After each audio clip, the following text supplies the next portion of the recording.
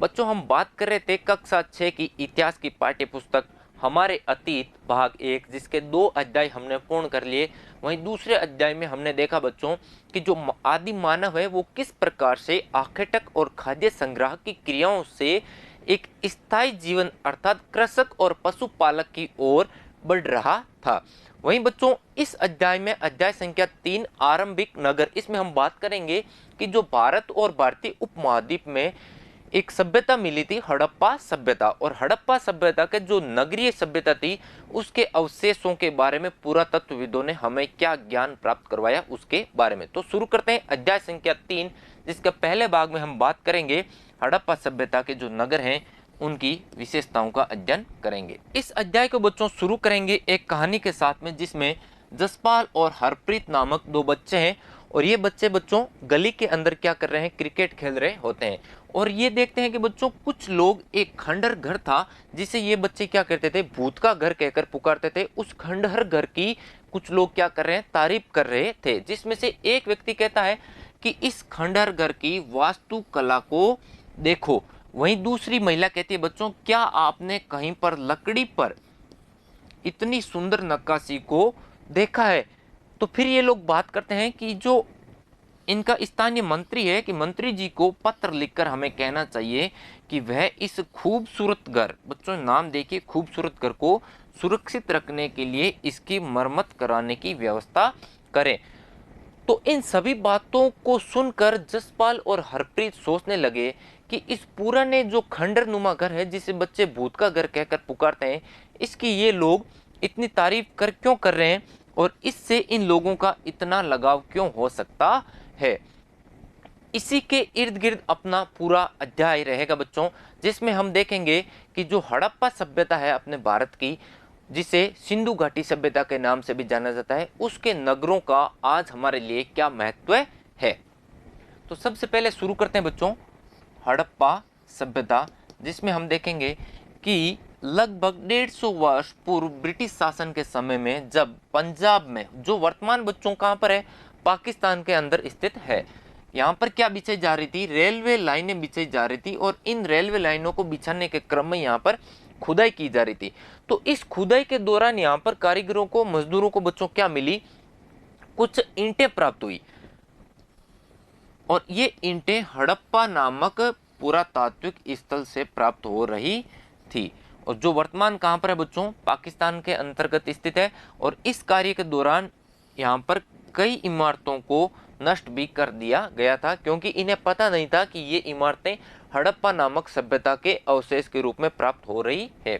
इसके बाद में बच्चों लगभग 80 वर्ष पहले पुरातत्वविदों के द्वारा इस स्थल को खोजा गया, अर्थात 80 वर्ष पहले हड़प्पा सभ्यता और हड़प्पा नामक नगर की खोज पुरातत्वविदों द्वारा की गई, और पता चला कि यह खंडहर भारतीय उपमहाद्वीप के सबसे जो प्राचीन शहर हैं उनमें से क्या है, एक है। जो दक्षिणी एशिया का भाग है उसके प्राचीनतम शहरों में से एक है, कौन, हड़प्पा नगर। हड़प्पा नगर बच्चों सर्वप्रथम खोजा गया स्थान था।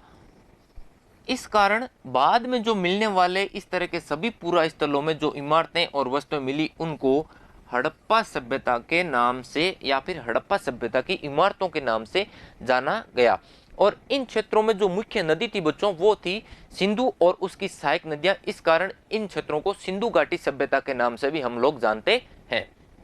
इस सभ्यता के नगरों के विकास की बात करें तो हम देखते हैं कि लगभग 4700 वर्ष पूर्व में यहाँ के नगरों का विकास हुआ था। बच्चों बात करेंगे इस सभ्यता के जो महत्वपूर्ण स्थल हैं उनके बारे में। तो सबसे इसके उत्तरी स्थान की बात करें तो वो अपने सामने बच्चों आता है, जिसका नाम है मांडा, अर्थात मांडा नामक स्थान है जो हड़प्पा सभ्यता का सबसे उत्तरी स्थान माना जाता है। ये जम्मू कश्मीर के उत्तरी भाग में वहाँ पर स्थित है। वहीं हड़प्पा स्थल की बात करेंगे तो हड़प्पा यहाँ पर स्थित है, और ये आप देख रहे हैं कि सिंधु नदी है, सिंधु नदी की ये सहायक नदियाँ इस प्रकार से यहाँ पर बह रही है। और इसके मुख्य अन्य शहर की बात करेंगे तो वो है मोहनजोदड़ो, शुत्का गेंडोर, चहुंदड़ो, कोट दीजी, गनेरीवाला राजस्थान में स्थित है, कालीबंगा, हरियाणा का बनावली, राखीगढ़ी, मीताथल। वहीं बच्चों बात करेंगे गुजरात की तो धोलावीरा, लोथल, रंगपुर, नागेश्वर इत्यादि प्रकार के जो महत्वपूर्ण स्थल हैं वो इस मानचित्र में आप लोग देख सकते हैं। अब देखें बच्चों कि जो हड़प्पा सभ्यता है इसके नगरों की क्या क्या विशेषताएं होती थी और ये नगर किस प्रकार से अवस्थित थे। इस सभ्यता के नगरों को बच्चों दो भागों में बांट कर देखेंगे अधिकांशतः, लेकिन बात करेंगे हम इसके अगले भाग में कि गुजरात के जो धोलावीरा स्थल है उसको तीन भागों में भी बांटा गया था। इसके दो भाग मुख्यतः कौन कौन से हैं, एक है पूर्वी भाग और दूसरा है बच्चों पश्चिमी भाग, और इन भागों को टीला के नाम से भी जानते थे, पूर्वी टीला और पश्चिमी टीला।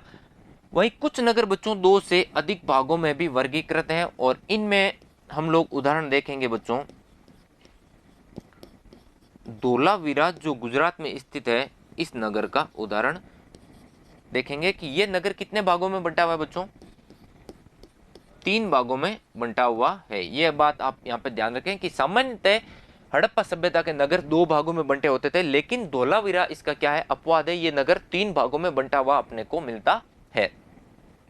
बात करें बच्चों पूर्वी भाग या पूर्वी टीले की तो यह नगर का एक बड़ा हिस्सा होता था और लेकिन निचले भाग में स्थित था और इसीलिए पुरातत्वविदों ने इसको क्या बोला है, निचला नगर नाम से भी पुकारा है।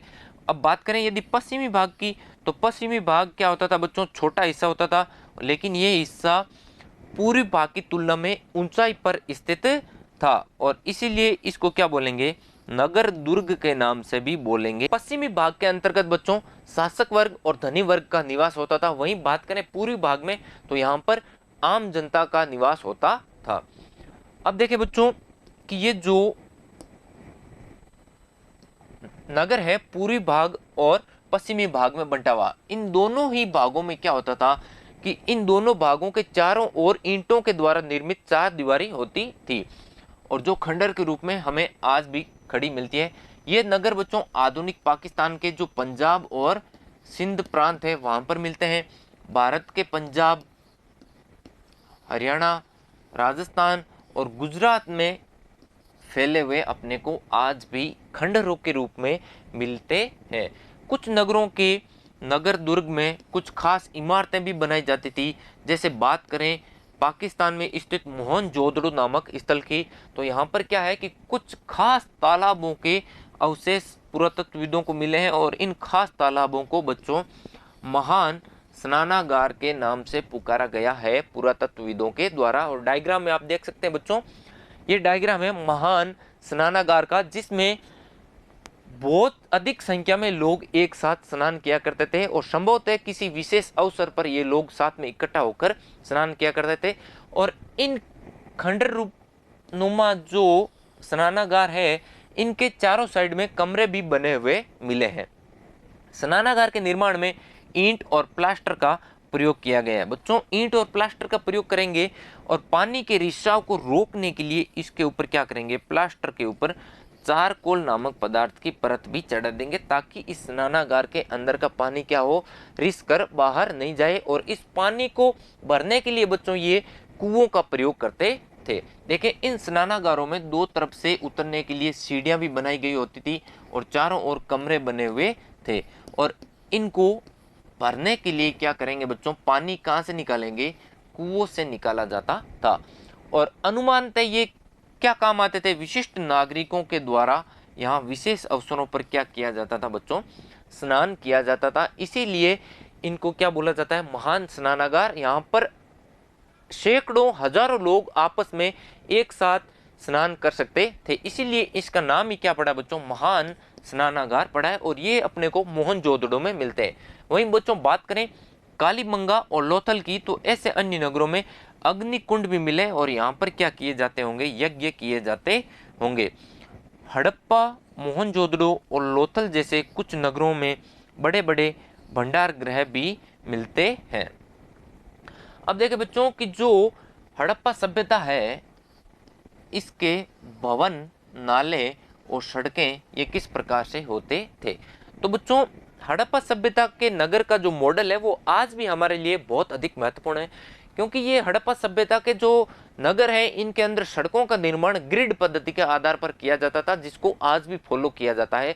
और इन सड़कों के किनारे ढकी हुई नालियों के अवशेष भी अपने को मिले हैं। देखें बच्चों, इन नगरों में सामान्यतः घर एक या फिर दो मंजिला बने होते थे, और ये घर बच्चों मुख्य सड़क के ऊपर इनका दरवाजा नहीं खुलता था, इनका दरवाजा खुलता था गली के अंदर की जो सड़क होती थी उसके अंदर। घर के आंगन के चारों ओर कमरे भी बनाए जाते थे, और अधिकांश घरों में अलग से स्नान घर होता था, और कुछ घरों में क्या होते थे, कुएं भी होते थे। यहाँ पे बच्चों देखें,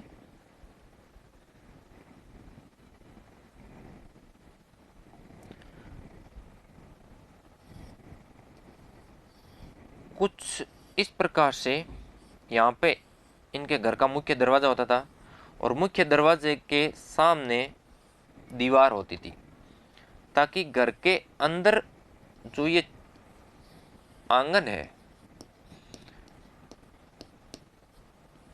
ये बाहर दिखाई नहीं दे। और इस प्रकार से यहाँ पे अलग अलग प्रकार के ये क्या होते थे, कमरे और स्नानागार बनाए जाते थे। और यहाँ पर कुआं भी कई कई घरों में अपने को देखने को मिला है। और ये जो मुख्य द्वार है ये छोटी सड़क के ऊपर खुलता था, और छोटी सड़क बच्चों आगे जाकर क्या होता था, मुख्य सड़क के अंदर मिल जाती थी। और इन सड़कों के किनारे क्या होते थे बच्चों, नाले बनाए जाते थे, और ये नाले ढकी हुई अवस्था में हमें अवशेष के रूप में प्राप्त हुए। और इन घर से जो नाले हैं इनको मुख्य सड़क के नालों से कनेक्ट कर दिया जाता था। और ये मुख्य सड़क के जो नाले हैं बच्चों आगे जाकर मेन होलों के द्वारा एक दूसरे से कुछ इस प्रकार से जुड़े हुए होते थे, ताकि इनके अंतर्गत जो सफाई का कार्य है वो भी आसानी से किया जा सके। तो घरों का निर्माण कुछ इस प्रकार से किया जाता था।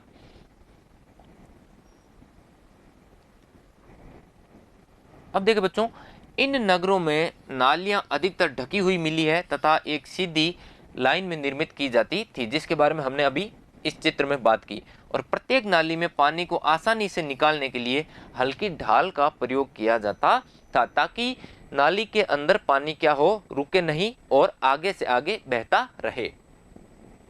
घरों की नालियों को सड़क की नालियों से जोड़ दिया जाता था, जो बाद में बड़े नालों में मिलती थी। और इनकी देखभाल और सफाई के लिए बच्चों अभी हमने बात की थी कि किसका निर्माण किया जाता था, मेन होलों का निर्माण किया जाता था, ताकि इनकी समय समय के ऊपर देखभाल और सफाई आसानी से सुनिश्चित हो सके।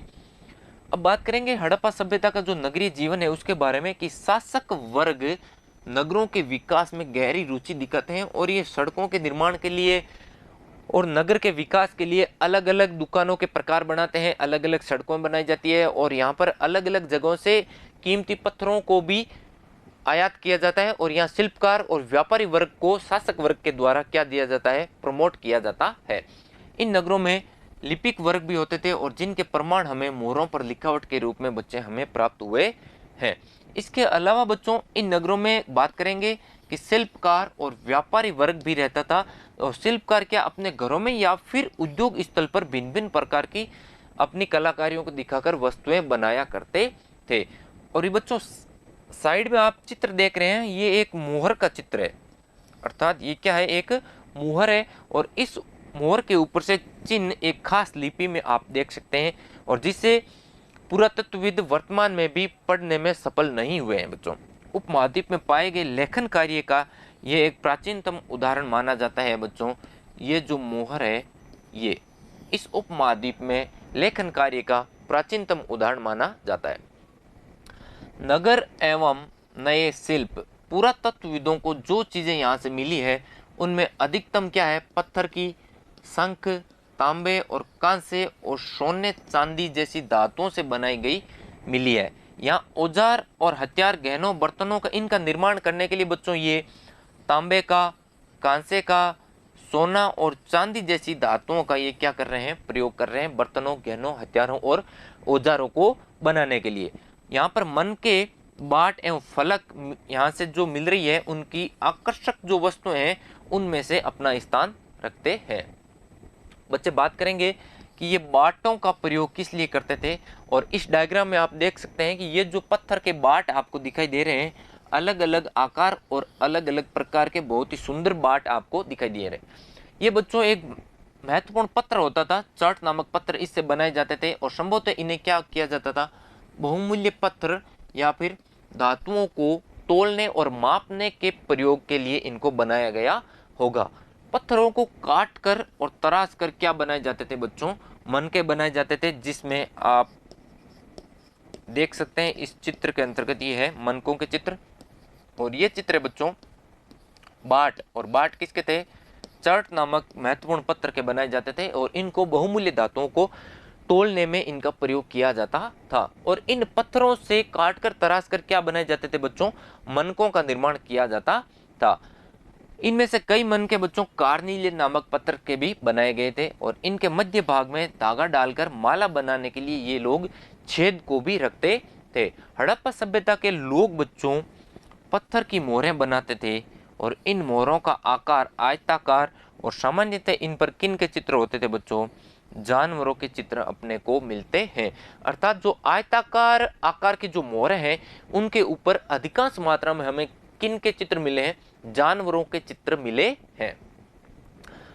अब देखें बच्चों, हड़प्पा सभ्यता के लोग काले रंग से डिजाइन किए हुए खूबसूरत लाल मिट्टी के बर्तन बनाते थे, और इनके अवशेष पुरातत्वविदों को मिले हैं। लाल मिट्टी के बर्तन बनाते थे और उसके ऊपर काले रंग से ये क्या करते थे, अलंकरण किया करते थे। संभवतः 7000 वर्ष पूर्व मेहरगढ़, जो भारत से ईरान जाने वाले रास्ते पर स्थित है, वहां पर कपास की खेती होती थी। कपास की खेती से बच्चों हम लोग ये जानने का प्रयास करेंगे कि ये लोग क्या है, सूती वस्त्र अर्थात कपड़े से भी परिचित थे। मोहनजोदड़ो, जहां पर विशाल स्नानागार, महान स्नानागार मिले हैं, वहीं से कपड़े के टुकड़े के अवशेष, चांदी के एक फूलदान के ढक्कन और कुछ अन्य तांबे की जो वस्तुएं हैं उनसे चिपके हुए मिले हैं कपड़े के अवशेष। यहाँ पर पक्की मिट्टी और फेयंस, इसके बारे में बच्चों अभी बात करेंगे। ये एक विशेष प्रकार से बनाए जाने वाला पत्थर और धातु है। इनकी तकलियां सूत कताई का संकेत हमें देती है, अर्थात इनके द्वारा जो तकलियां बनाई जाती थी, इनसे ये लोग क्या करते थे, सूत की कताई करके सूती वस्त्र का निर्माण करते थे। यहाँ पर अधिकांश वस्तुओं का निर्माण बच्चों कुशल कामगारों के द्वारा किया गया है। जैसे हम देखेंगे कि पत्थर को तराशना, तराश कर मनकों को बनाना और मनकों को चमकाना, मोहरों पर पच्चीकारी करना। यहाँ पर बच्चों एक डायग्राम देख रहे हैं आप, और इसमें आप देख रहे हैं कि ये जो पुरुष है इसकी दाढ़ी को किस प्रकार से बहुत ही उस समय में आकर्षक तरीके से दिखाया गया है। और ये चित्र हमें कहाँ से प्राप्त हुआ है, हड़प्पा सभ्यता से प्राप्त हुआ है।